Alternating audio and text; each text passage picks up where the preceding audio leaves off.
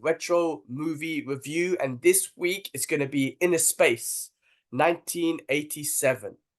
Directed by Joe Dante. Got Dennis Quaid in it, Martin Short. You got Meg Ryan. Bro, reason why I want to pick this one because I watched it recently, and I always want to get a what you call it, man, a recent take on the movie.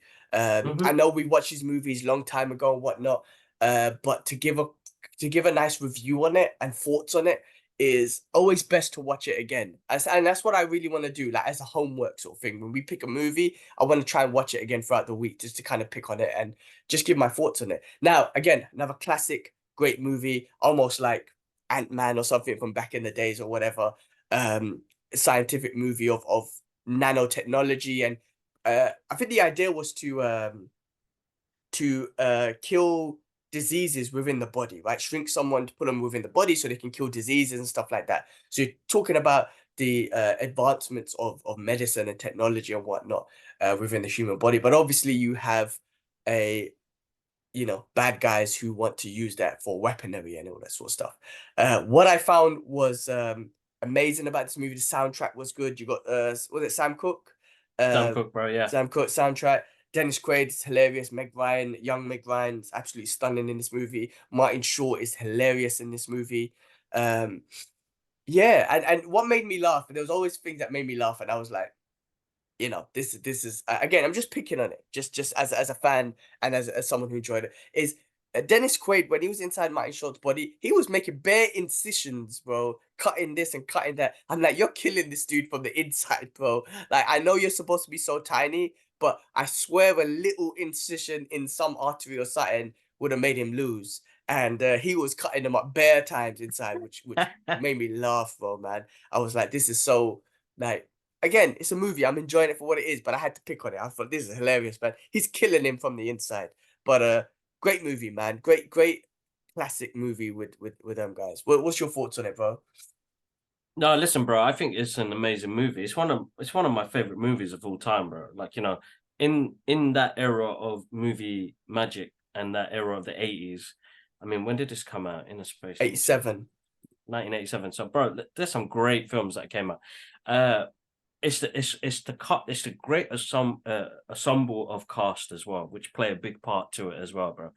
And this is like fantasy and science fiction at such a comedic level, but really good as well, bro. Like, it's a movie that has rewatchability, an amazing soundtrack by Sam Cooke, and there are some great moments in that film. Friendship, love. Again, the what you're using that technology for, the good and bad side of it as well. They want to do good things with it. You've got the bad guys that want to do bad things with it. You know what I mean? But it's a great adventure, bro. And it, as a kid, it made me, movies teach you stuff, and like when he got injected in the ass, and he was like, "These are bomb cells." Like, how do you like, did they do their research on it? I still don't even know if it's the truth still, you know what I mean? But it made me feel like, right, man, is that in my ass? Like, stuff like that, the little things that won't happen. Does it happen really in the look body. like that in your body? Yeah, and then the stomach acids. When my guy, the bad guy, if you haven't seen it, spoilers, he dropped the thing in there, lose. Like, would that really happen? And how is I remember I used to think, if there's acid in my stomach, how is it protected? Like, is it gonna just leak out of my stomach one day or something? Like, it made me question stuff, and I think that's one of the great things about a movie like that. I mean, Martin Short is at the peak of his career here, because you had the Three Amigos, you had the Three Fugitives, which is another amazing movie, and then you've got Innerspace, and I think those are like movies. This movie here I cherish because that's my childhood in there as well, because you gave me action, you gave me great comedy, you gave me great suspense, thriller, science fiction, everything all in one. It's basically a movie with everything all in it, bro. Exactly. And you don't get that now, because now if you try and do that, it's too convoluted, and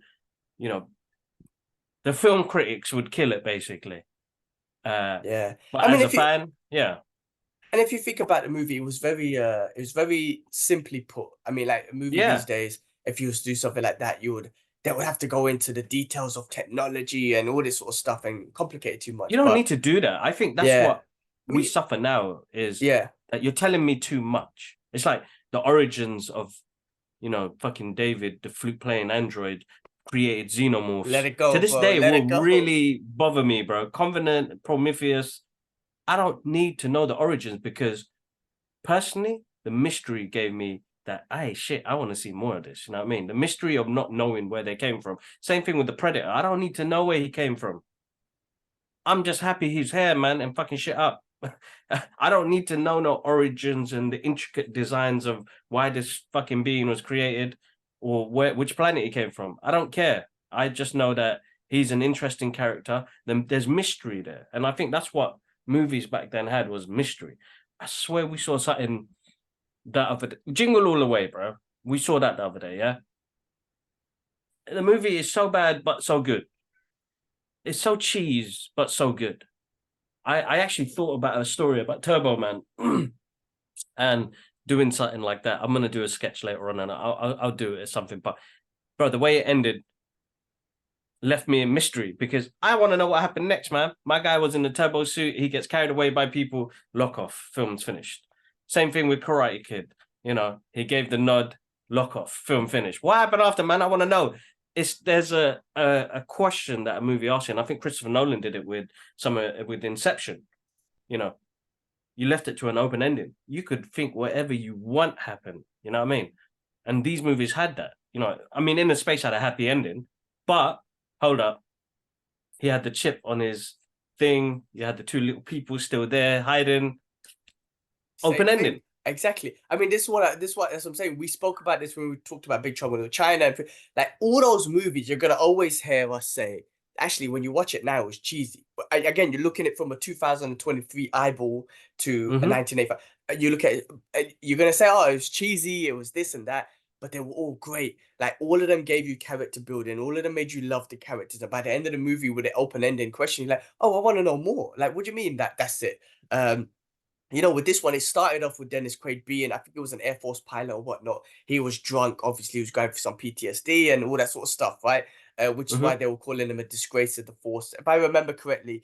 And then he just wanted to be on a mission again. I think he just wanted to be on another mission, which why he was picked for this mission to go inside. I think they were gonna put him in a goat first or something, or a rabbit or something like that, to do Oh, to it do was this supposed to be a mission. rabbit. Yeah, it was supposed to be a rabbit. Yeah, exactly.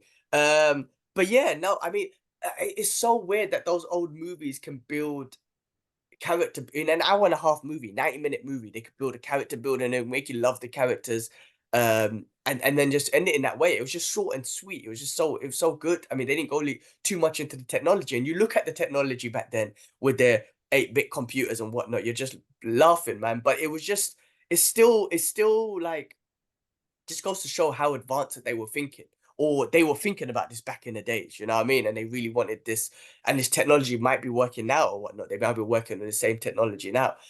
These are type of movies that I don't think they should ever remake.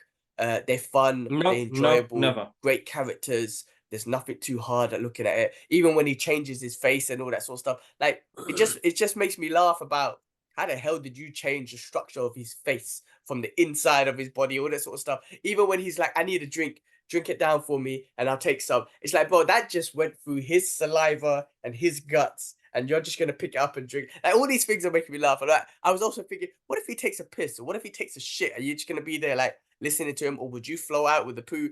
I don't know. All these thoughts will run through your head. Throw But out with the anyway, poo, it's a you know. movie. You don't need to. You don't. Need to, I say if he accidentally went into his intestines, he's like, ah, shit. I'm tangled up in your doo doo. But no, Help me. these are just funny thoughts that come into mind within the movie. That it's just I think these are, I don't know, these type of movies, man. It's so weird that they're rewatchable. It's not weird, but they've made them so rewatchable that I could pick it up 1987, like 30 years later almost, and be like, that's still a great movie. And that soundtrack makes me feel good. And those little scenes that they have make me feel good and whatnot. It's rare that movies can do that now, but maybe in 20 years' time, we're going to pick up a movie from now, or 30 years' time, we're going to pick up a movie from now a perfect example for me, Avengers Endgame. I know there's gonna be scenes in that movie that's gonna give me goosebumps 30 years from now and stuff like that. So Mm. there will be some movies and whatnot. So, you know, yeah, really enjoyable. I mean, what happened to Dennis Quaid after? Like he done Dragons Forever. He's Not done Dragons Forever, Dragonheart. yeah. Um, He's done loads of other stuff, bro. He's he done loads was of in other. Stray recently, which I was made me Yeah. laugh. Um, yeah, no, man, such a fun, great movie, man. I love those old 80s movies. I'm glad we're doing this retro movie thing because it brings back so much joy of movies that we watched and just kind of have a new take on it. I think we're always gonna love it, but it's fun to just kind of think of it and trying to just think of silly things about it. But I think that's a great way to look at a movie when you're looking back at it. I don't think it's worth. I would hate to go back and like look at it now, and be like, oh, that movie's shit. It's like no, like you have to look at it from 1985's perspective or 1987's perspective and enjoy it. But yeah, no, great movie, man. Innerspace, freaking hell, guys! If you haven't seen it, check it out. Fun movie, enjoyable, great story, great love story, great friendship story.